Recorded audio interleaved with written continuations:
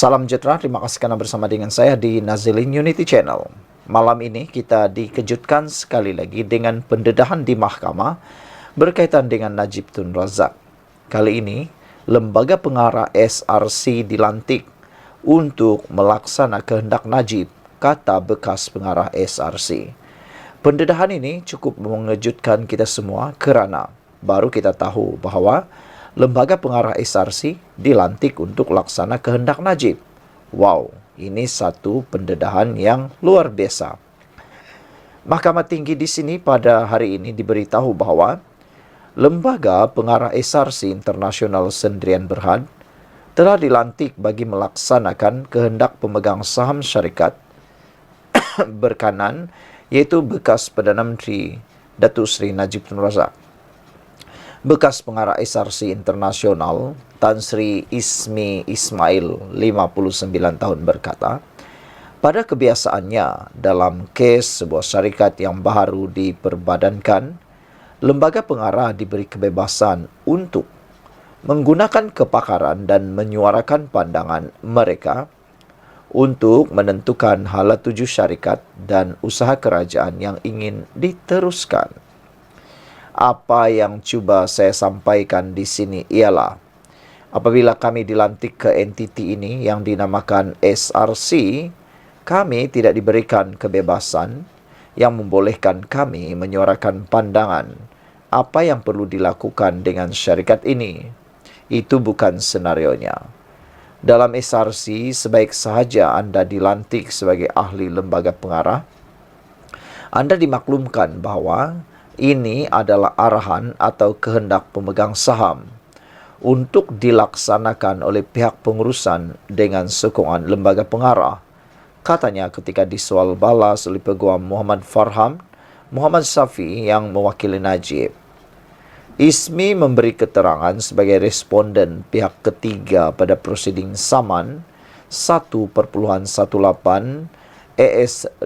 bilion AS dollar yang difailkan SRC Internasional terhadap Najib dan bekas ketua pegawai eksekutif syarikat itu, Nik Faisal Arif Kamil, yang masih bebas. Najib yang juga Menteri Kewangan ketika itu adalah pemegang saham tunggal SRC Internasional melalui Menteri Kewangan diperbadankan.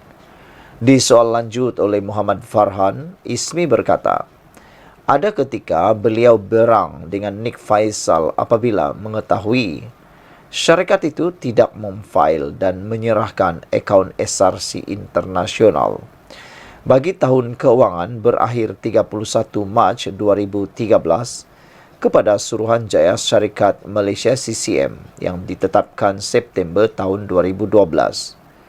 Terdapat satu artikel dalam akhbar The Edge bertarikh 5 Mei 2014 bertajuk SRC Yet to File Account to Seek Account or Seek Extension. Apabila saya membaca artikel itu, saya memberitahu Nik Faisal bahawa anda sepatutnya memberi maklum balas untuk menyangkal artikel itu. Bagaimanapun, Nik Faisal memberitahu saya bahawa memang benar SRC belum berbuat demikian. Ketika ini saya menengking beliau dan melakukan usaha sendiri bagi memastikan akaun itu ditutup. Beliau menenangkan saya dan berkata semuanya adalah baik-baik sahaja. Kita tak sangka Nik Faisal penipu, kata Ismi. Di bawah pengurusan baharu, SRC memfailkan saman itu pada Mei 2021 dengan mendakwa Najib telah melakukan pecah amanah dan salah guna kuasa serta memperoleh ganjaran peribadi daripada dana SRC selain menyeleweng dana itu. SRC Internasional sebelum ini menggugurkan 5 pengarahnya daripada saman itu, termasuk Ismi, dan mengekalkan Najib sebagai defendant tunggal. Bagaimanapun, Mahkamah Tinggi memberi kebenaran kepada Najib untuk mengeluarkan notis pihak ketiga terhadap mereka. Syarikat itu memohon deklarasi mahkamah bahawa Najib bertanggungjawab atas kerugian yang dialami syarikat itu akibat pelanggaran tugas dan amanah beliau serta menuntut beliau membayar pampasan sebanyak 42 juta bagi kerugian itu. Perbicaraan di hadapan Hakim Datu Ahmad Fairuz Zainul Abidin bersambung 10 Jun ini. Sekian untuk kali ini. Jangan lupa tinggalkan komen Anda, tekan butang subscribe. Kita jumpa lagi. Bye-bye. Salam sejahtera. Terima kasih karena bersama dengan saya di Nazilin Unity Channel. Ini soalan paling hebat untuk Perikatan Nasional Pembangkang, khususnya PAS yang seolah-olah menjadi hero baru-baru ini. Persoalan ini ditimbulkan oleh Siti Nurzawani, ditulis oleh Siti Nurzawani di Harapan Daily. Dengan soalan, PAS pergi mana masa rumah penduduk jalan atas Paloh kena roboh? Itu soalan netizen. Berikutan perobohan rumah di Kampung Sri Makmur di Gombak, Selangor sekarang ini, baru-baru ini, yang menyaksikan pembangkang begitu gairah bersuara. Penggunaan media sosial bertanya, di manakah suara blog itu ketika penduduk jalan atas Paloh, Kota Bahru mengalami nasib yang sama? Itulah orang kata, kalau orang yang buat, dia kata salah. Kalau orang yang buat, dia kata itu dosa besar. Tapi bila di tempat dia yang berlaku, dia diam-diam saja, kata netizen. Jadi netizen tanya, pergi mana Perikatan Nasional PAS masa rumah penduduk jalan atas Paloh kena roboh? Jika dibandingkan, penduduk di jalan atas Paloh yang rumahnya diroboh waktu itu adalah rakyat Kelantan sendiri. Namun, di Kampung Sri Makmur, kawasan itu sudah dikuasai oleh kumpulan warga asing. Ini yang mungkin Anda tak pernah tahu. Kawasan perkampungan di Sri Makmur, Selangor, Gombak Selangor itu sebenarnya sudah banyak dikuasai oleh kumpulan warga asing. Manakala penduduk di jalan atas Paloh yang rumahnya diroboh waktu itu sebenarnya adalah rakyat Kelantan sendiri. Jadi di mana suara Perikatan Nasional PAS waktu itu? Maka dengan itu, Kerajaan Selangor di bawah Datuk Seri Amiruddin Syari telah pun memberi pampasan dan penempatan semula kepada penduduk asal sahaja. Exco Kelantan Hilmi Abdullah ketika sidang Dewan Undangan Negeri itu pada Mac tahun ini pernah berkata, mengikut undang-undang, semua penduduk setinggan yang duduk di tanah milik kerajaan tidak layak menerima sebarang pampasan. Justru, warganet mempersoal mengapa pembangkang terutama PAS beria-ia mahu dilihat juara dalam soal Kampung Sri Makmur. Sedangkan kumpulan itu juga yang mengabaikan penduduk kampung atas Jalan Paloh. Saudara-saudara sekalian, yang dekat Kelantan tu sah-sah orang Kelantan, tapi kena hambat juga. Yang dekat Selangor ini sah-sah majoriti, bukan orang asal Selangor. Logik juga kena hambat, komen pengguna X di IK Topek. Serangan balas netizen terhadap PAS berikutan Ketua Pemuda PAS Selangor Muhammad Sukri Omar terus membangkitkan soal Al-Quran yang didakwanya tertimbus di bawah runtuhan rumah di Kampung Sri Makmur. Menurut mereka, PAS cuba mengalihkan isu sebenar menggunakan isu Al-Quran untuk menyerang kerajaan. Untuk rekod, perubahan rumah di Kampung Sri Makmur dilakukan selepas banyak peluang telah diberikan kepada penduduk kampung berkenan sejak 3 tahun lepas. Notis berpindah dari perkampungan itu juga sebenarnya telah dikeluarkan lebih awal sejak 2006. Namun terdapat penduduk yang enggan mematuhi arahan berkenan. Sekian dulu untuk kali ini. Jangan lupa tinggalkan komen Anda untuk isu kali ini. Kita jumpa lagi dan tekan butang subscribe untuk bantu saya meningkatkan channel ini. Kita jumpa lagi. Salam sejahtera. Terima kasih karena menonton channel Nazil Unity. Pernah dengar satu lagu? Apakah kau sudah lupa? Apakah kau sudah lupa janji-janji manismu dahulu? Apakah kau sudah lupa perbuatan-perbuatanmu yang dahulu? Itulah lagu yang paling sesuai dinyanyikan untuk Perikatan Nasional dan juga PAS menurut netizen dan penganalisis politik bebas.